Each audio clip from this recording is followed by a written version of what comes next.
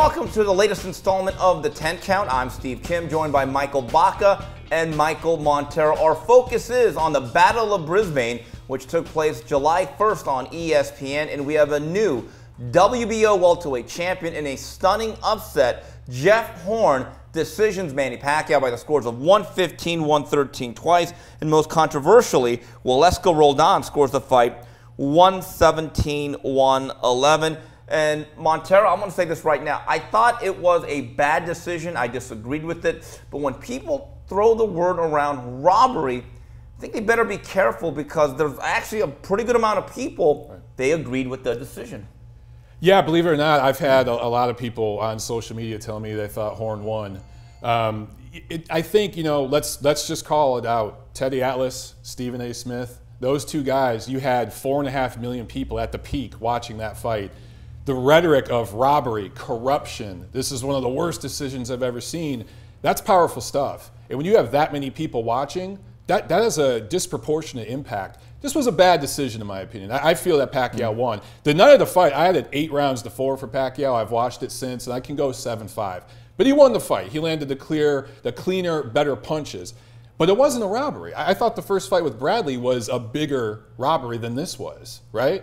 This was a competitive fight. Yeah. It was very competitive. And the thing that's getting lost in this whole thing is that it was a fun fight. Exactly. With that many people watching. And in the aftermath, to touch on that issue about Stephen A. Smith and Teddy Atlas calling this a robbery immediately, but they don't even go back and check the scorecards and see what went wrong. They don't check the punch stats by round. Right. And all they do is look at the final punch stats, which don't really tell the whole story. It doesn't go into the score. Yeah. So it's kind of a shame that getting lost in all this was a very entertaining fight. It over-delivered, I think. I really didn't have too much hope for it. And, you know, Pacquiao had him on the ropes in the 9th round, couldn't finish him, and look what happens. What did Ben Franklin once say? There's lies, damn lies, and punch stat numbers, or something like that. But again, I've always said about punch stat, it's a tool to see the tempo of a fight. But if you're using it strictly to judge a fight as a black and white type of issue, I think that's very misguided. But one thing, Mike, Pacquiao's legs are gone. I mean, he even looks much older than he did last year. Forget the Pacquiao of 2008 to 2012. He's not the Manny of 2016. You know, you talk about punch numbers, and you go back to his fights with Margarito and Clottey. He was throwing 1,000 punches, and they've steadily declined year after year after year. And in this fight, he didn't even throw 600 punches. That's not even 50 a round, so that's well below the average for welterweights, right? And I thought right away, Steve, Mike, he looked flat. He just, what made Pacquiao so dynamic was the angles in his prime. He'd get side to side. He was the Energizer Bunny, maybe better than anybody I've ever seen in boxing history. Literally, side to side, that movement from the southpaw stance with those crazy punches from crazy angles, that's gone now. And what surprised me is Horn, not all the time, because his defense wasn't great, but there was a few times where he actually timed Manny coming at him and slipped punches. I never thought Jeff Horn would slip punches from Manny Pacquiao on the outside. So it's clear that okay, let me ask you guys this though. Did Pacquiao take Horn lightly? Was that part of it? Or is it just that he got old overnight? I presume he didn't have the greatest training camp leading up to this That's fight. what we've heard, right? And, I mean, you know, it showed along with his age. It's going to happen. He's going to wake up one day and turn 38. Yeah, well, poor Freddie Roach, he's got tire tracks all over him from being thrown under the bus 15 different directions. Here's what we know about Manny Pacquiao. He's 38 years old. Boxing has not been the first priority for at least 5 years. He's got increased responsibility now that he's, a senator, right? So, and he probably did overlook Jeff Horn. In my opinion, this does remind me a little bit of a young, unproven, lightly regarded Leon Spinks shocking a Muhammad Ali. And so I think a rematch can be done, but I finally get the sense that Manny Pacquiao isn't just a declining fighter. I think he's an old fighter now. I really do. And in talking to people around Manny Pacquiao, I think they are okay with a Horn rematch. Get that title back, go off on a good note. You didn't really get banged up the first fight. But the likes of Errol Spence and Terence Crawford, they are now Chernobyl. They are toxic, and you stay 50 feet away from them.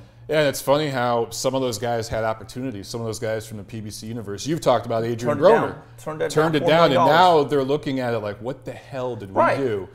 Jeff Horn is about to make I'm not going to say 8 figures, but he's going to make Yeah. high 7 figures in this rematch, and he's a hero now in his homeland because he took that fight. Now he won an eliminator to get that mandatory position, right? So he worked his way up, but he wasn't getting paid probably half of what was offered to guys like Broner, right? Right, Mike, I said this last year about Broner and Danny Garcia. They should not even think about the payday to face Pacquiao, which I think was substantial. I'm hearing $4 million, right, which is by far their largest paydays regardless. But I have felt for a while a young, hungry, talented fighter was just really going to be the guy to push Manny off the cliff. Because Manny was at that point, he was now imminently beatable. And if Jeff Horn could push you, well, I think logic says that Errol Spence, who never got the opportunity in all fairness, but an Adrien Broner I still think has much more natural ability than Jeff Horn. And now Adrien Broner, I think, is fighting for his career July 29th. Yeah, absolutely. It's kind of funny how we're going back and forth. We wanted Terence Crawford to fight Manny late last year, but boy, that wouldn't have gone down really well. It would have been a blowout. Yeah. One last question, and Mike, you talked about the ESPN ratings. Did you notice an uptick in interest in terms of the feedback you got from that fight being on the worldwide leader? Yeah, up until the week leading up to it, I was working out at my gym, and I saw the little ticker on ESPN, on the bottom of the screen, constantly running during SportsCenter. I saw several vignettes going on ESPN all week, and I noticed people in my gym looking up at the TV and watching that and getting interested. So this definitely appealed to people who know who Pacquiao was. Now, we have Lomachenko, we have Crawford fighting on ESPN coming up. Obviously, they're not going to do those sort of ratings, but this was a hell of a start. I mean, you go back to those PBC on ESPN cards, not to make this an anti-PBC segment, but go ahead. The production value was better, even though it wasn't the best, I thought, camera work, but that was a Sky Sports feed. But I noticed the difference in the ads. The advertisers were bigger companies. It wasn't 5 Hour Energy or, it was higher Motel level. 6. Exactly. Yeah. It was a different, just the whole production. And ESPN, you could tell, is more heavily invested because they had Stephen A. Smith in studio. They went after the fight for, I felt like an hour after the fight, talking about the decision.